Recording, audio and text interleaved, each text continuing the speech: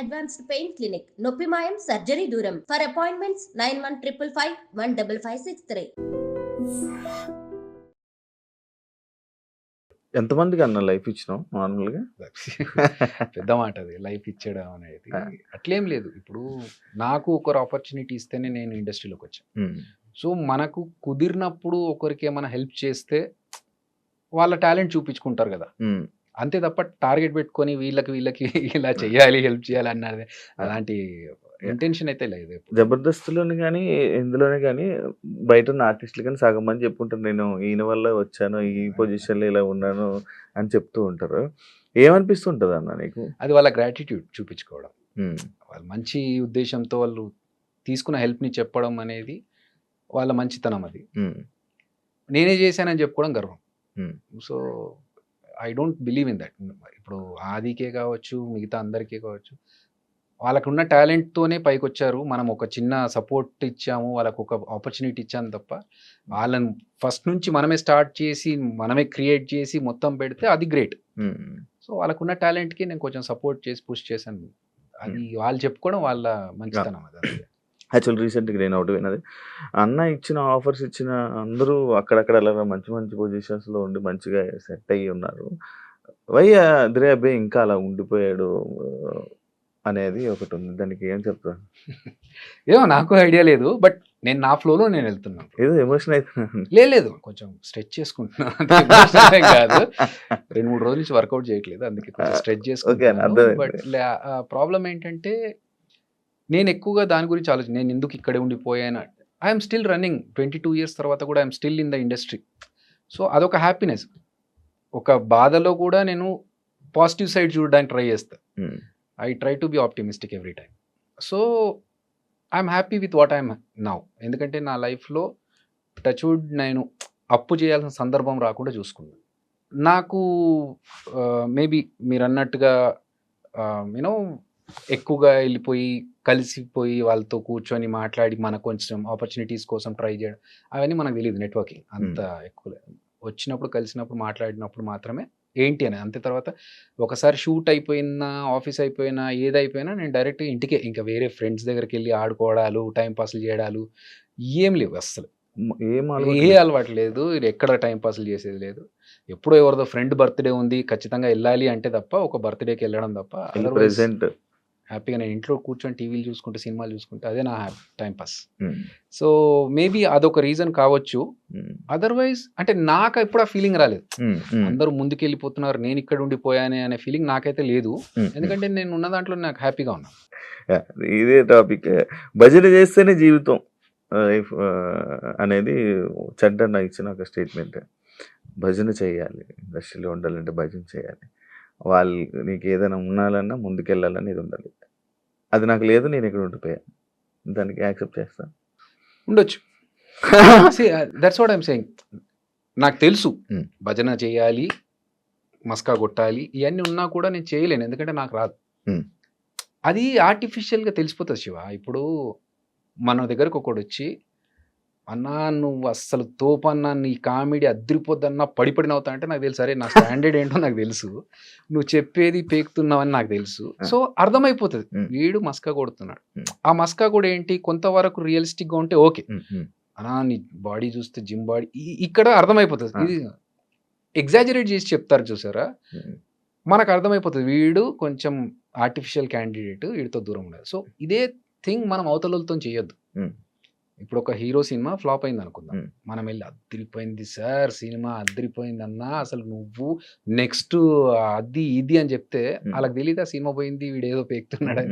అప్పుడు ఏంటి, మన గురించి, మన జెన్యూనిటీ గురించి వాళ్ళకు ఒక డౌట్ క్రియేట్ అవుతుంది, ఎందుకు చేయడం. అట్లాంటి విషయాల్లో నేను చెప్పకుండా ఉండడం ప్రిఫర్ చేస్తా. అబద్ధం చెప్పి వాళ్ళని కన్విన్స్ చేసి మోసం చేయడం కంటే ఐ రాదర్ కీప్ క్వైట్. నిజంగా బాగుండి నిజంగా ఎక్స్ట్రాడినరీ అనిపించినప్పుడు వెళ్ళి చెప్తా. అది మస్కా కదా, అలా వాళ్ళకు కూడా తెలుస్తుంది జెన్యూన్. అనే ఒకప్పుడు జబర్దస్త్ ఎలా ఉండేది, ఇప్పుడు ఎలా ఉంటుంది? రాను రాను ఒక బూత్ షో అని చెప్పి కామెంట్స్, రాను రాను కామెడీ తగ్గిపోయింది, డబుల్ మీనింగ్ వర్డ్స్ ఎక్కువైపోతున్నాయి అనే దానిపై నువ్వేమని చెప్పాలనుకుంటున్నా? యాక్చువల్గా బూత్ షో అనే పేరు ఫస్ట్ నుంచి ఉంది మాకు. అది ఎలా చెప్పాలి, ఇప్పుడు నేను ఒక స్కిట్ చేశాను. Hmm. నేను ఒక ఎంఎస్సి ఎలక్ట్రానిక్స్ బ్యాక్గ్రౌండ్ పీజీ స్టూడెంట్ని, Hmm. సాఫ్ట్వేర్ బ్యాక్గ్రౌండ్ నుంచి వచ్చి Hmm. జనాలు ఎంజాయ్ చేస్తున్నారు, ఇదే ప్యాటర్న్ ఏమో అనుకునే ఒక అపోహతో ఒక స్కిట్ చేసా. దానికి బండబూతులు పడ్డాయి నాకు, తిట్లు. Hmm. అరే ఇది కాదా, ఓకే ఐ రియలైజ్డ్ చేయొద్దు ఇలా అని చెప్పి. కానీ వర్స్ట్ థింగ్ ఏంటంటే శివ, ఇప్పుడు అదే క్లిప్ ఏదైతే ఉంటుందో అది వైరల్ ఉంది. ఇంకా అవును 10 సంవత్సరాల అవును, కూడా అదే క్లిప్ వైరల్ ఉంది. వైరల్. నేను సోషల్ రెస్పాన్సిబిలిటీ ఉంది మనకు కూడా, మనం చేయాలి, మంచి విషయాలు చెప్పాలి, జనాలకి మెసేజ్ చెప్పొచ్చు దీని ద్వారా అని చెప్పి చెట్ల గురించి, చెట్లు నాటాలనే విషయం, నీళ్లు సేవ్ చేయాలనే విషయం కావచ్చు, ఇలాంటి చాలా విషయాలు చెప్పాను. తడి చెత్త పొడి చెత్త ఈ సెపరేషన్ గురించి చాలా మందికి తెలియదు. ఈ స్కిట్స్ లో భాగంగా చెప్తే ఏమైనా ఇన్ఫర్మేషన్ వస్తుందేమో, అసలు ఎవడు పట్టించుకోలేడు దాని గురించి. సో బూత్ షో అని అన్నారు, అవి జరిగినాయి. కానీ చాలా మంది ఏంటంటే వచ్చి మేము బాగా ఎంజాయ్ చేస్తామండి ఇలాంటి స్కిట్స్ అని కూడా చెప్పిన వాళ్ళు ఉన్నారు. సరే అప్పటికి ఇప్పటికీ మారింది, రాను రాను ఇంకా వర్స్ట్ అవుతుంది అంటే మేబీ ఆడియన్స్ పర్స్పెక్టివ్ కూడా మారుతుంది. ఒక డికేడ్ 10 years అవుతుంది కదా జబర్దస్త్ స్టార్ట్ అయ్యి. సో అప్పుడున్న ఆడియన్స్ ఇప్పుడున్న ఆడియన్స్ కి జనరేషన్ మారేసరికి ఆ తేడా వల్ల మేబీ అలా అనిపిస్తుందేమో. బట్ ఎక్స్ట్రీమ్ వెళ్ళిపోయి చేస్తున్నవైతే ఏం లేవు, ఆల్రెడీ ఫస్ట్ నుంచి ఉన్నవే ఇప్పుడు చేస్తున్నారు. ఇప్పుడున్న వాళ్ళు కూడా మా టీమ్స్లలో ఉన్న వాళ్ళు ఇప్పుడు టీమ్ లీడర్స్ అయ్యారు. అంతే తప్ప మరీ బండబూతులకు వెళ్ళిపోయి వల్గర్గా చేస్తున్నా ఉంటే ఉండొచ్చు. నేను చూడలేదు చాలా రోజులు, ఈ మధ్య కాలంలో చూడట్లేదు. నేను వెబ్ సిరీస్ డైరెక్షన్ లో ఉన్నప్పుడు ఇంకా నాకు టైం సరిపోవట్లేదు. ప్రోమోస్ వరకు చూస్తున్నాను కానీ అక్కడికి వెళ్ళి చూసే టైం దొరకట్లేదు. కాకపోతే ఇంకొక విషయం శివ, ఇప్పుడు కొన్ని పాత సినిమాలు వస్తూ ఉంటాయి. ఆ పాత సినిమాలో హీరో హీరోయిన్ మాట్లాడుకున్న డబుల్ మీనింగ్స్ గురించి మీమ్స్ వస్తూ ఉంటాయి. ఇప్పుడు రీసెంట్ గా వైరల్ అవుతున్నాయి. అరే మనము 10 ఏళ్ల కింద మనము మాట్లాడిన మాటలు, ఇప్పుడు 5 ఏళ్ల కింద మాట్లాడిన మాటలు, ఈ పెద్ద పెద్ద హీరోలు, పెద్ద పెద్ద స్టార్స్ అప్పుడు వీళ్ళు మాట్లాడినప్పుడు దాని గురించి ఎవరు అనలేదు, క్వశ్చన్ చేయలేదు. తర్వాత మనం ఏదో బచ్చగలం. ఇప్పుడు వాళ్ళ ముందు స్టాండర్డ్కి మన స్టాండర్డ్ ఎంత, వాళ్ళే మాట్లాడినప్పుడు అబ్జెక్షన్ పెట్టలేదు ఆడియన్స్. ఇప్పుడు ఎందుకు దీని మీద పడుతున్నారు, దీని వంటి బూత్ షో అంటున్నారు అనేది ఒక చిన్న బాధ అంతే. అని జబర్దస్త్ వాళ్ళు చేసినంత వరకే, దాని తర్వాత దాని అందులో ఉన్న వాళ్ళలోనే వెనక బ్యాడ్ మాట్లాడుకోవడం కానీ, లేకపోతే ఏది పడుతుంది మన గురించి స్ప్రెడ్ చేసి మన తీసేయడం, అలాంటివన్నీ జరుగుతూ ఉంటాయి. అండ్ ఇంకోటి, మనకి వాళ్ళు సపోర్ట్ ఏమి ఉండరు, వాళ్ళు చేసినంత వరకే మనతో ఉంటారు, అది అయిపోయిన తర్వాత వాళ్ళెవరో మనం ఎవరో ఉన్నట్టు ఉంటారు అన్న స్టేట్మెంట్కి నువ్వు ఏం చెప్తావు? చెంట అన్నాడా? సరే, ఇండస్ట్రీలో ఫ్రెండ్స్ అనే వాళ్ళు ఉండరు బ్రో. నేను 22 సంవత్సరాల నుంచి ఉన్నాను ఇండస్ట్రీలో. ఫ్రెండ్స్ అనేది చాలా rare case scenarios in the industry, film industry. ఎందుకంటే ఒక సినిమా చేస్తున్నప్పుడు ఆ కంపానియన్షిప్ ఎలా ఉంటుందంటే, ఆ వారం 10 రోజులు ఒక అరకులో షూటింగ్ జరుగుతుంది అనుకోండి, అప్పుడు you are my best friend, ఎందుకంటే ఇంకా వేరే ఎవరు ఉండరు అప్పుడు. సో అప్పుడున్న ఫ్రెండ్షిప్ వేరు. కానీ అదే లైఫ్ లాంగ్ కంటిన్యూ చేయాలని అవతల వాళ్ళు ఎక్స్పెక్ట్ చేస్తారు కదా, దట్ వోంట్ హ్యాపెన్. ఎందుకంటే వీళ్ళు నెక్స్ట్ సినిమాకి వెళ్ళినప్పుడు అక్కడ ఇంకో ఫ్రెండ్ దొరుకుతాడు. సో ఇది రొటేట్ అవుతూ ఉంటుంది. ఎవరి పనులు వాళ్ళకే ఉండి, ఎవరు బిజీ వాళ్ళకే ఉంటుంది. సో అవతల వాళ్ళకి హెల్ప్ చేయడం అనేది ఒక రేంజ్ వరకు ఓకే. ఫర్ ఎగ్జాంపుల్ ఇప్పుడు నువ్వు వచ్చి, అన్న నాకు ఇది ఒక చిన్న విషయం ఉంది, నాకు ఒక సజెషన్ కావాలి, ఒక హెల్ప్ కావాలి, ఇది అన్నాను అనుకో, నా వల్ల ఎంత అవుతుందో అంత చేయగలుగుతాను. నా అంతకు నేనే వచ్చి నీ దగ్గరికి ఏంటి నీ పొజిషన్ అనే వాళ్ళే చాలా తక్కువ మంది ఇండస్ట్రీ. సో ఎవరి పనుల్లో వాళ్ళు ఉంటారు. First of all we should not expect చేసుకోవడం వల్ల ఇలాంటివన్నీ. ఎగ్జాక్ట్లీ. ఇప్పుడు మనము, నేను ఎందుకు వేరే ఫ్రెండ్స్తో తిరగను, ఇంటికి వెళ్ళిపోయి నా పని నేను చేసుకుంటా అంటే, ఈ ఫ్రెండ్షిప్ అనేది సినిమా ఇండస్ట్రీలో not a genuine thing. So కలవడం వరకు, మాట్లాడుకోవడం వరకు హ్యాపీ, అది ఓకే. అంతేగాని నాకు ఇతని వల్ల ఏదన్నా ఆపర్చునిటీ రావాలనో, లేకపోతే అతని వల్ల ఇంకా సపోర్ట్ దొరకాలనుకోవడం కష్టం. మనం ఎక్స్పెక్టేషన్స్ పెట్టుకోకపోతే మనం హ్యాపీగా ఉంటాం. ఇప్పుడు ఆ ఎక్స్పెక్టేషన్ పెట్టుకోకుండా ఉండాలంటే మనం ఏం చేయాలి, మనకు తగ్గట్టుగా మనం ప్లాన్ చేసుకోవాలి. అంతే తప్ప ఇప్పుడు నాకు కష్టాలు ఉన్నాయని నేను చెప్పి ఏదైనా అవసరం ఉంది అనుకుంటే, ఒకసారి అంటే 2 సార్లు అంటే అవతల హెల్ప్ చేస్తారు. ఎన్నిసార్లు చేస్తారు అవతల వాళ్ళు?